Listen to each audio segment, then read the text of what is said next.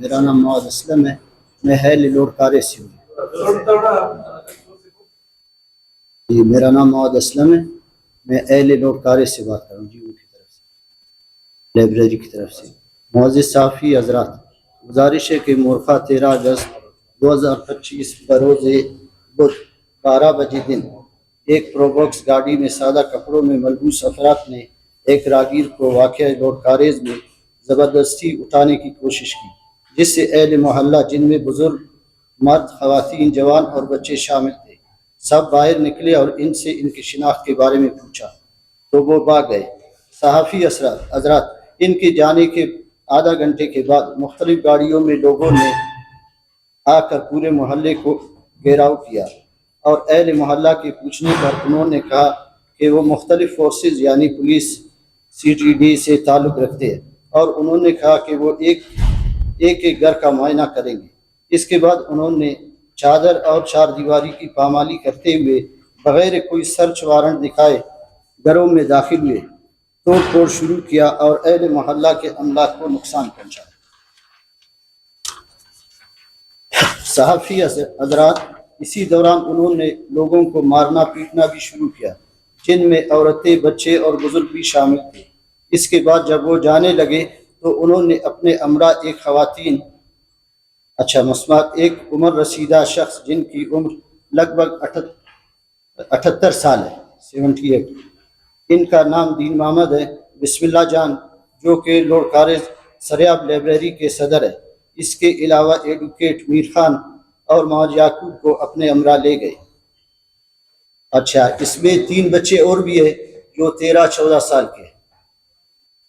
اہل محلہ اور لوائقین کے پوچھنے پر اہلکاروں نے بتایا کہ ان لوگوں کو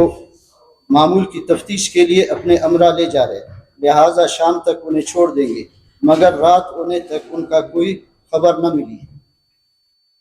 ان حضرات کی جبری گمشدگی کے حوالے سے لوائقین کی تشویش میں اضافہ ہوا۔ اس کے بعد انہوں نے متعلقہ تھانہ SHO اور سیٹلائٹ کوئٹہ کے نام بابت اطلاعی رپورٹ تحریر کی، درخواست جمع کرائی، مگر متعلقہ SHO نے مطلوبہ درخواست لینے اور قانونی کارروائی کرنے سے انکار کر دیا۔ صحافی حضرات، کل مورخہ 14 اگست کی مناسبت سے پورے کوئٹہ شہر میں انٹرنیٹ سروس،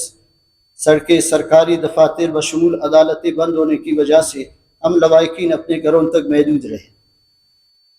اور اپنے پیاروں کی اغوا نما گرفتاری کے بابت کچھ نہ کر سکے۔ لیکن آج مورخہ 15 اگست 2025 کو ہم سیشن کورٹ آئے کہ 22(1) کی درخواست سیشن لگا سکے، مگر اسی دوران ہمیں بتایا گیا کہ ہمارے لوگوں کو انسداد دہشت گردی کے عدالت میں ریمانڈ کے لیے پیش کیا جا رہا ہے۔ اسی دوران بوقت 12:30 دن انہیں انسداد دہشت گردی کے عدالت نمبر 1 میں CID اہلکاروں کی جانب سے پیش کر کے 7 روز کا ریمانڈ حاصل کیا گیا۔ CTD اہلکاروں نے قانونی تقاضوں کو پورا کیے بغیر چادر اور چار دیواری کو پامال کرتے ہوئے ہمارے گھروں کی دہلیز کو پار کیا، املاک کو نقصان پہنچایا اور ہمارے پیاروں کو اغوا نما گرفتاری کا شکار بنا کر اپنے ساتھ لے گئے اور انہیں جھوٹے کیس